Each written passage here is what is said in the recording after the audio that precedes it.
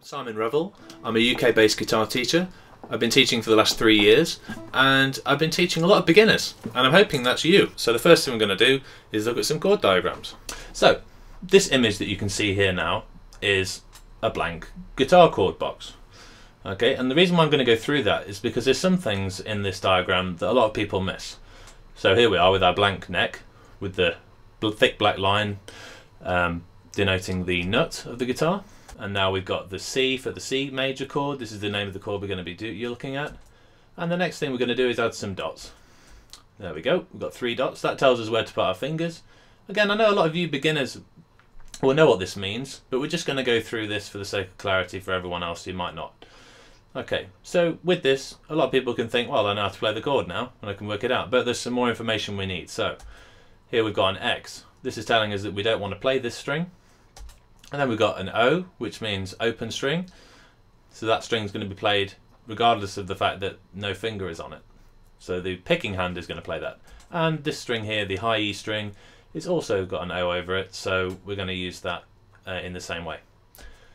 Carrying on, just had another number underneath this string, which means we're going to use our third finger to play that one. And there we go, the second finger we're going to use to play that other dot. And finally, for the last dot, we're going to use the first finger. Okay, now a lot of this is great. This tells us exactly what to do with the chord. Okay, but this is the thing I really want you to understand, is that people just think it's easy as that. Well, I put my, fingers in the same places as the block on the chord diagram, and then it's going to work, right? So that's fine. But important thing is how we change chords and how we do it.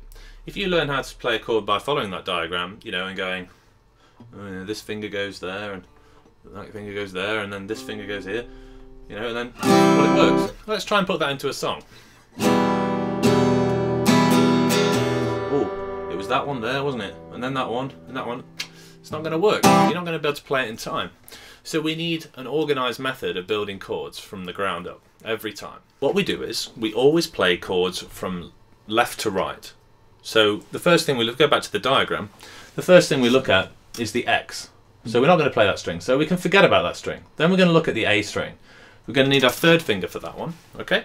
And then we need our second finger, and then finally need my first finger. I'm going to show you now how we're going to build that. I'm going to put my thumb behind the neck. I'm going to put my third finger there for this one, on the A string at the 3rd fret. Then I'm going to use my second finger down at the D string on the 2nd fret.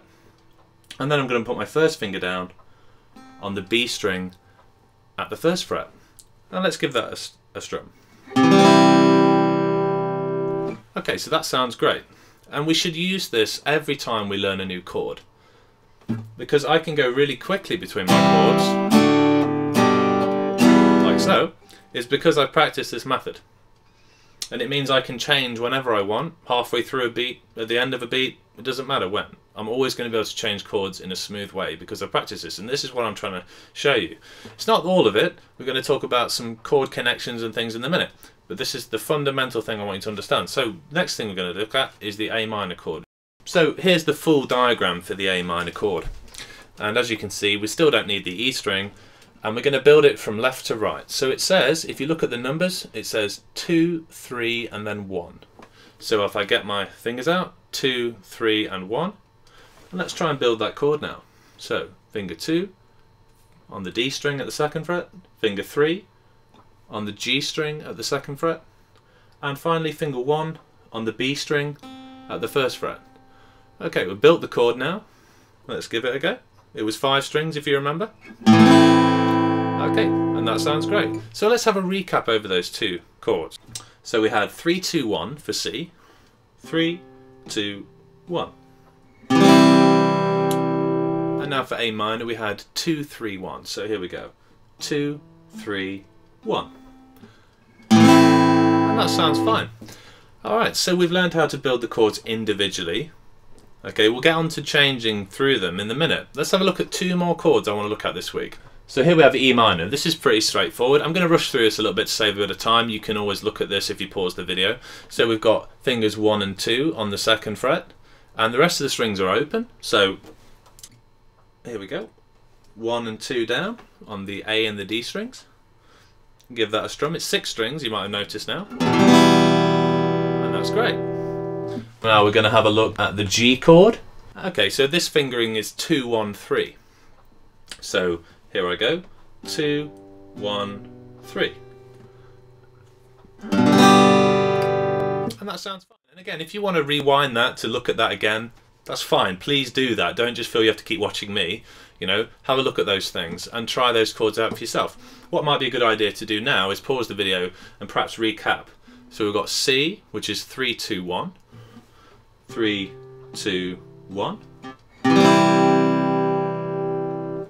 We've got A minor, which is 2, 3, 1.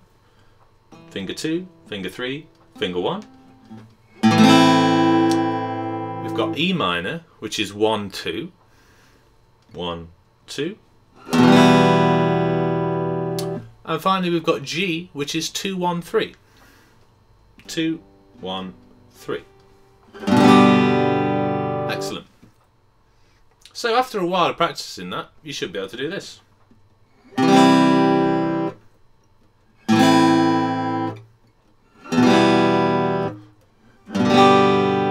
Okay, that's great. So have a good practice at that and then come back. So what I'm going to do now is show you another diagram, which is slightly different. We're going to be looking at this one. It's the C and the A minor chord.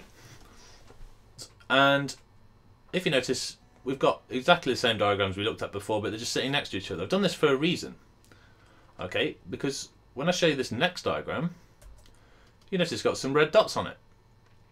Okay, and what these red dots mean are the fingers that have to stay down on the C chord as we move to A minor. Now some of you are going to look at that and that's going to make instant sense, and some of you are going to look at that and think, what the hell is he talking about? Well, this.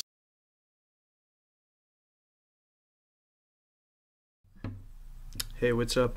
This is a quick little tutorial for Mac DeMarco's Let Her Go. Just to recap, you can either put the capo on 4 or 6 depending on your vocal range or however you want to play it.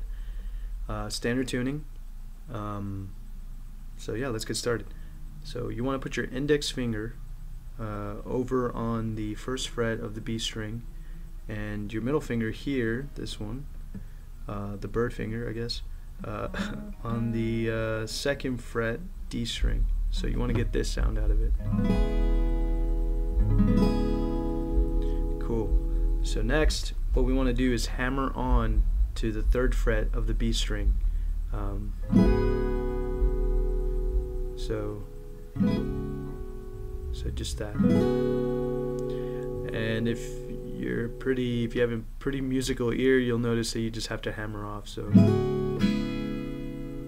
to get the sound again, I mean to get that progression he does. So.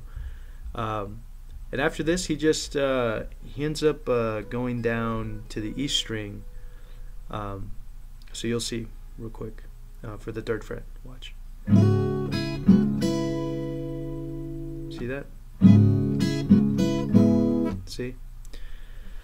So yeah, he ends up. I use my pinky, but you can easily use this other finger here, the one adjacent to your pinky. So sorry.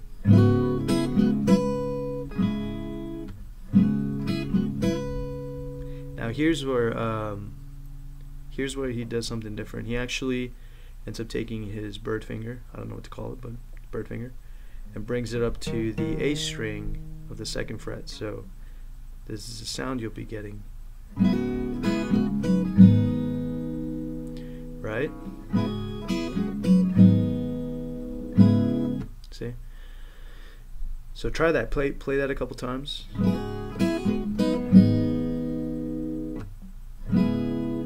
And then you'll notice also that he ends up going back to the same bass structure here, where we have our index finger on the first fret, B string, and on the D string we'll have it on the second fret here.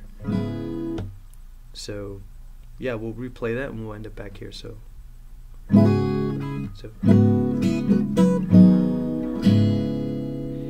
what he does next is he ends up taking his index finger off the first fret, so, and putting it back on. So, I'm gonna show you the rest of the part. So see, that's all he does. He just hammers back onto 3.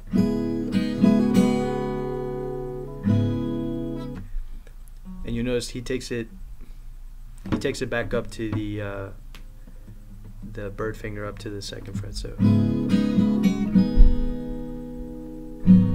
see?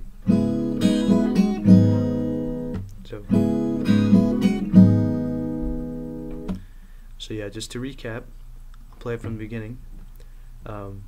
Starting again. B string, 1st fret, D string, 2nd fret. So from the beginning.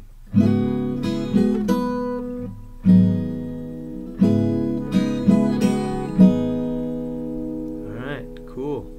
So, last part. It's really easy. So after this, you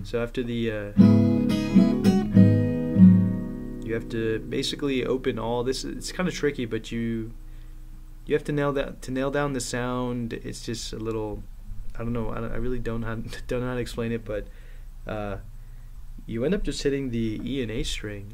I don't really see myself hitting all the other ones, but we'll see. I guess. Hold on, let me see. So that's all you want. It's just that sound. So.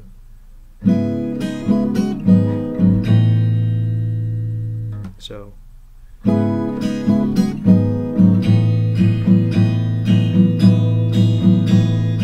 that's all he does. So yeah, from the beginning.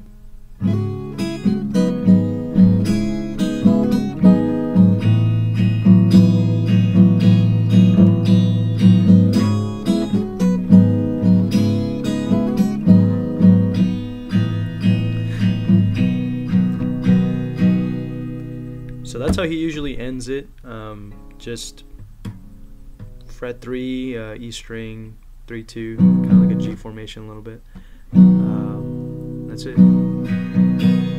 And you notice in some of his live performances, he'll end up for this part right here. He'll end up hammering the 1 on and off, just I guess to give the sound a little variation. So. Fuck.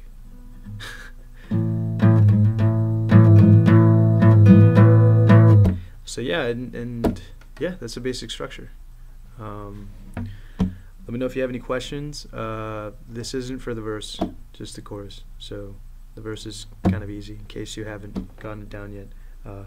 It's actually the E string, 3rd fret, D string, 2nd, and 1st fret for the B. So yeah, and then so you just bring those 2 down. You just bring them straight down. These two fingers. You keep the 1 the same, and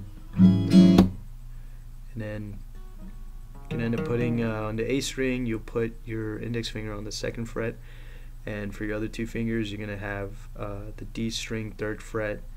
And the B string, 3rd fret as well. So